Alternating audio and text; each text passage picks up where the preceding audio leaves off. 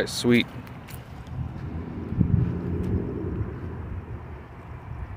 Thought I might start doing a live stream a couple days a week when I'm walking the dog. And as you can see by the title, if you're an Aggies fan, you should be pretty excited about the future. Stock is rising. The haters are hating.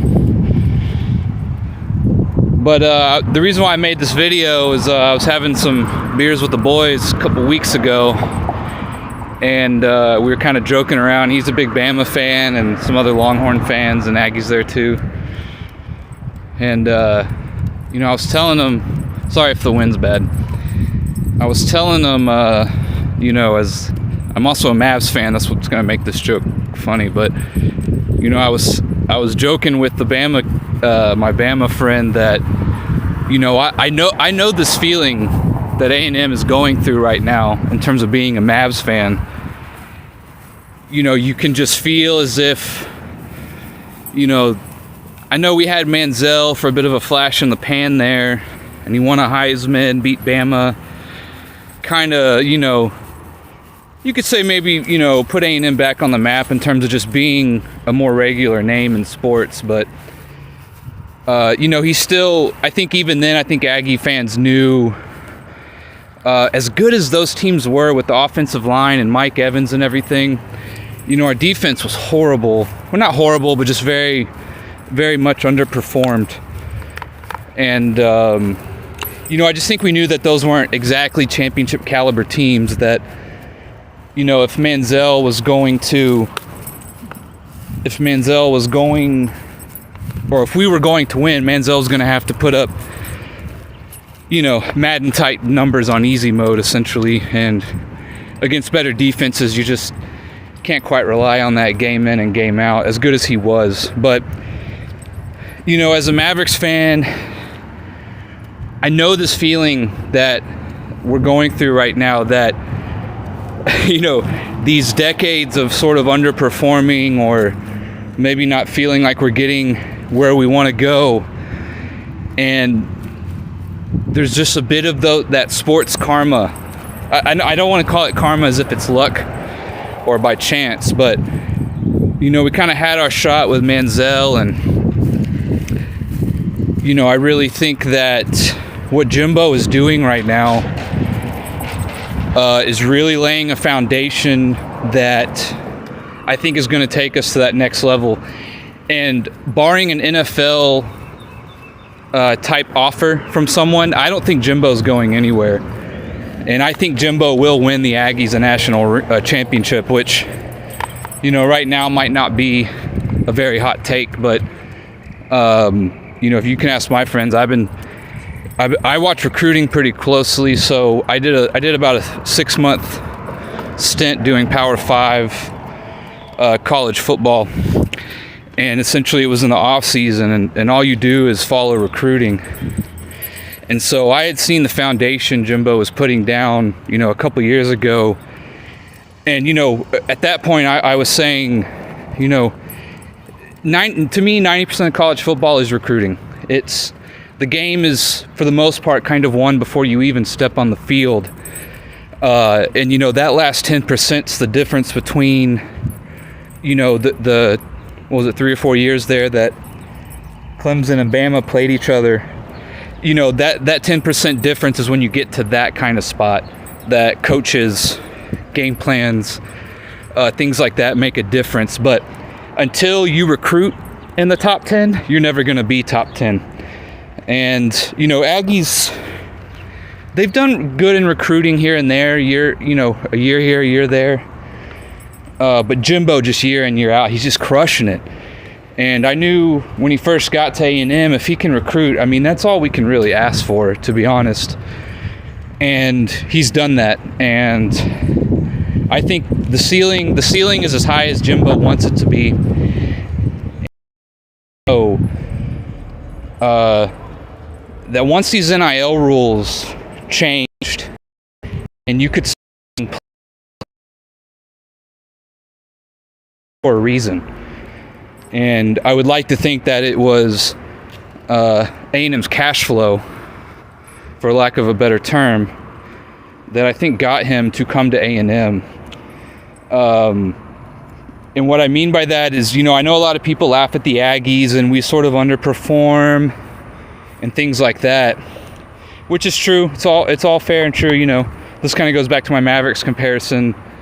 You know, until Dirk won one, you know, they were just going to always say we're never going to get there. And you know, I was always a believer in Dirk from day one, that if you just got a few pieces around him, you know, and Cuban's always going to be willing to spend or do whatever it takes. You know, I was confident Dirk would win us a ring. And, you know, we lost really bad in 06 in the finals, but that, you know, to me, getting there in 06 showed that he was good enough. And, you know, just so happened the basketball gods gave him another shot, and he went on one of the greatest playoff runs ever. But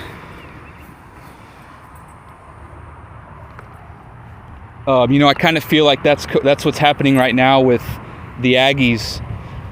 You know, Manziel had, you know, an option there. He had a chance there for a while. We didn't quite do it, and now Jimbo has come along. And, you know, back to the joke I was saying, like, if you're an Aggie fan right now, it's time to collect. You know, those years that, you know, they made fun of us or they said we weren't good enough, etc.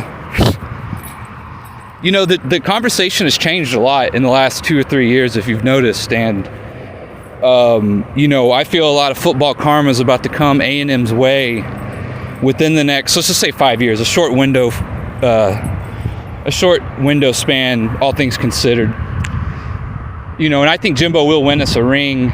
And what he's doing right now is pointing us all in the right direction.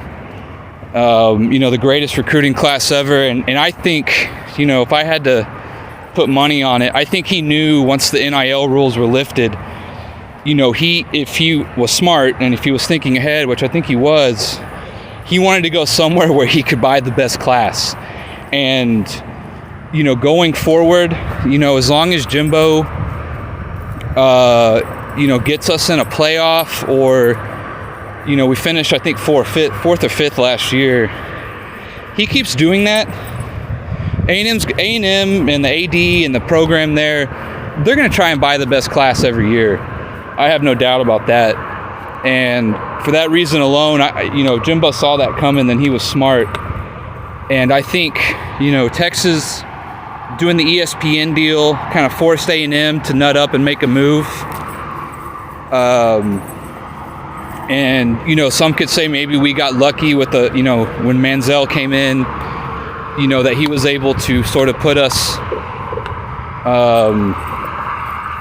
you know, kind of, we didn't come into the SEC like trying to gain momentum. We just came and we were a good team right away, which I think paid large dividends down the road that we're seeing now. It could have been so much worse if A&M got into the SEC and then just got smoked like everyone thought we were.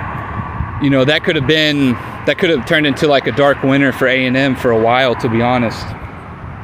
But, you know, Texas forcing our hand and us being the only school in Texas going to the SEC, I think kind of flipped that whole situation on its head. And, you know, looking at where A&M and Texas were before we left the Big 12 and looking at where we are now, you know, I don't think any Big 12 fan or Texas fan would say that, you know, perhaps doing what they did with the ESPN deal may have had some unforeseen consequences down the line that's kind of biting them in the ass now, in my opinion. And maybe I can make another video on that, because I think as an Aggie fan and as a Texas fan, I find the whole A&M splitting off to the SEC, I find the whole thing fascinating, kind of, in how that decision really has affected both programs in ways they probably never thought would actually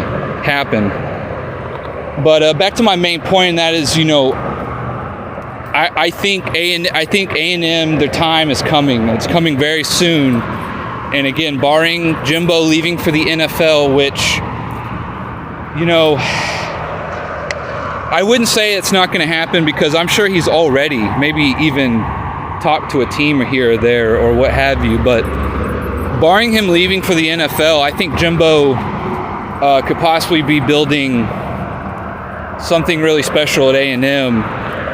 And, you know, kind of back to the joke, you know, I think it's time to collect is coming now for A&M.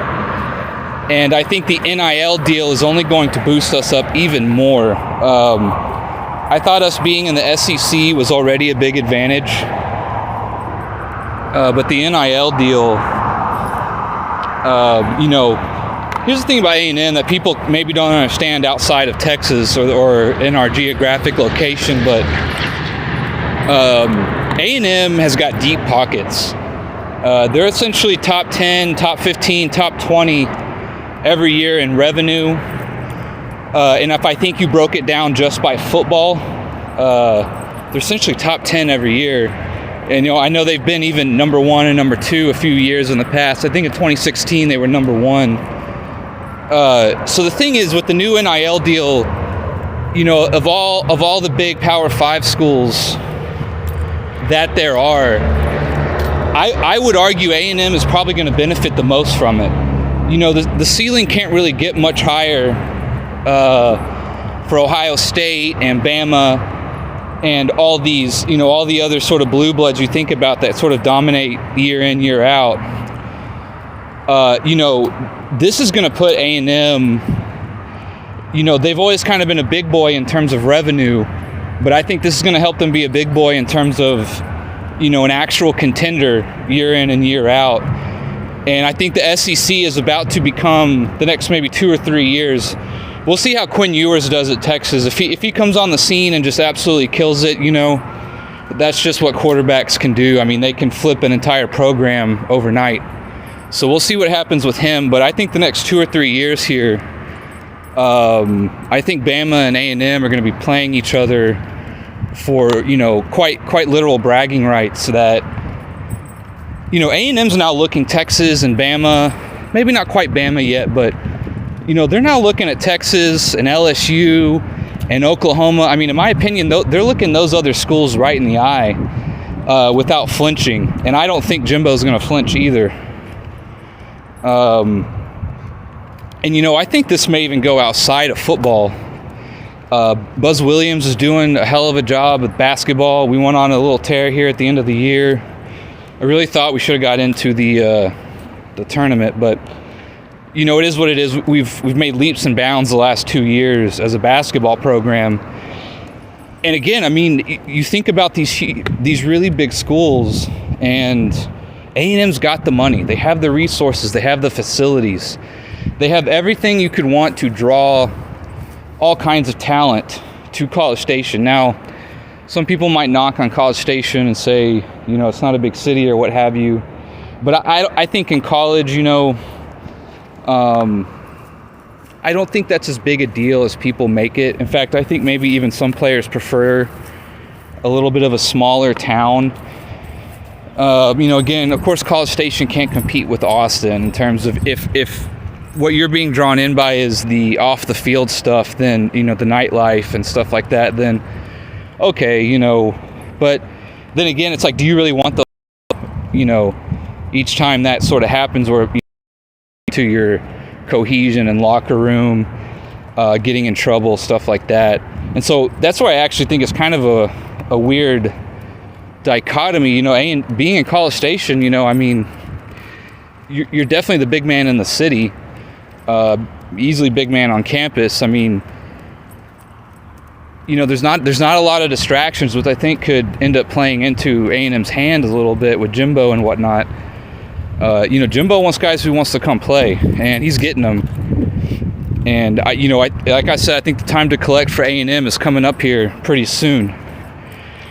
You know, even this past year with Calzada, and we beat, you know, Alabama. Like that's our backup, you know, and he's I don't want to say he's a nobody. He's a good player, but compared to what we were expecting with Haynes King, you know, who got hurt, I think it was in that Colorado game.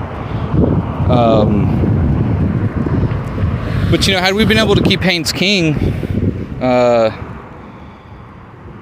could have been a lot different. Who knows? Maybe we win a few of those games that we shouldn't have lost. But yeah, I just, reference the title of the video again. I think some bright days are coming up for A&M, and I say that as someone that, watching Manziel, I wasn't ever quite sure they were championship caliber, to be honest. He was good. We had a decent O-line and Mike Evans, but the defense was just not championship caliber. And what's so funny is Jimbo's turned our defense into an absolute monster, which, I think, again, defense wins championships. Our defense being a monster, I think, and the D-line he's recruited this year, man, he's got a lot of 5 stars, a lot of high caliber guys coming in on the defensive end again this year. And, the defense is it's going to be even better, in my opinion. We also got this 5-star Connor Weigman coming in. I think that's how you say it. So he's got his quarterback, which Haynes King was supposed to be that guy too, but he got hurt, so it's a little bit of a bittersweet. We got our guy, but he got hurt. And so, we'll let him and Connor fight for the starting job, and, A&M will be better for it. So, but I do think that Connor is probably the future. I mean, was recruited and ranked way higher coming out of high school than Haynes King was. And that's saying a lot, because Haynes King was, essentially a 5-star. He was a 4-star, but he was essentially on that cusp of being a 5-star. So, yeah, I mean, Aggie fans, I think, like I said, I know we've been the butt of a lot of jokes in the past, but I think it's time to collect. And, I say this as a Mavericks fan, I know this feeling. I know this feeling very well. I remember when the 2011 playoffs started, I think we were the 4th seed. We played Portland, and some people even had us losing then in the first round, and then we get to the Lakers and we swept the Lakers, and you just get this feeling that something special could be happening. And I'm getting this feeling again. I just think what we're doing right now is fundamentally, ultimately changing the trajectory that we are on. And I don't think A&M's ever been on a higher trajectory or projection than right now. And, Jimbo's shown he can win a championship, which, is obviously good to have that pedigree. And, I just think it's coming. You look at the momentum and what we're doing and putting together, it's really hard to deny us right now, and for good reason. And yeah, that's kind of just what I think this video, I just want it to be about. I'm walking the dog. I think it's coming. I think Aggies fans should lean into it. I hear this, what's the guy on Outkick? His name's Josh or something. There's an Outkick show. He talks about A&M quite a lot. Again, just because A&M's been making so many moves. But, he was saying how A&M's kind of becoming the new villain. And I couldn't agree more. A&M's going to go from you're kind of the little brother who you never took seriously to the guy who came back after high school, and, you see him at the high school reunion, and he's doing better than you are. And I think a lot of those jokes are going to turn into some jealousy here pretty quick. I think they already are, to be honest with you. If there's one thing people hate, it's when Aggies fans talk shit, which, because recently, up until a couple of years ago, they didn't have to take us seriously, or, even though we had Manziel, again, I just don't think people ever really thought we were there yet. And, the ground is trembling a little bit, and I think people, if you pay attention to recruiting, what A&M is doing right now is game changing. And I think everyone knows it who's paying attention. Maybe the average college football fan isn't following recruiting that close. But again, when I did that college football podcast for about 6 months, all I did was recruiting and coaching changes and transfer portals and things like that. It was off season. I had nothing else to cover. And so I started doing a lot of looking up on maybe the last 3 years at that time. And, you know, Jimbo is doing what is needed to get to that next level. I think he's kind of already done it. But, you know, I ultimately think we are on the right path. And again, barring an NFL offer that Jimbo takes, which could happen, you never know. But barring that, you know, I think he's here to stay. I think A&M will pay him whatever it takes to keep him as long as he keeps recruiting like this.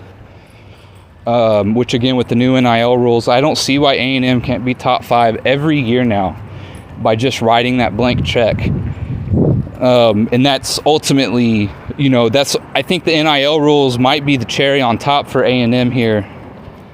In terms of, you know, it might just be that little extra boost that gets us over the finish line, you know, to being able to look Nick Saban face to face and be on the same level as him. And you know, even Saban came out and he was a little jealous. You know, he had some comments about A&M buying the best recruiting class, and if you're an Aggie fan, you should just say, yeah, so what? And what are you going to do about it? And they're not going to do anything about it. And I think, you know, that while I was talking about A&M being a role of the villain, I think it's time to lean into it, you know? I think it's absolutely time to lean into it. You know, I think the Money Manziel, it's coming back. It's time to collect. It's time to collect. So, yeah, I think good times are ahead for A&M. Yep, and I'm about to go inside now, so that's my stream. Appreciate you guys. I'll be making some more like this.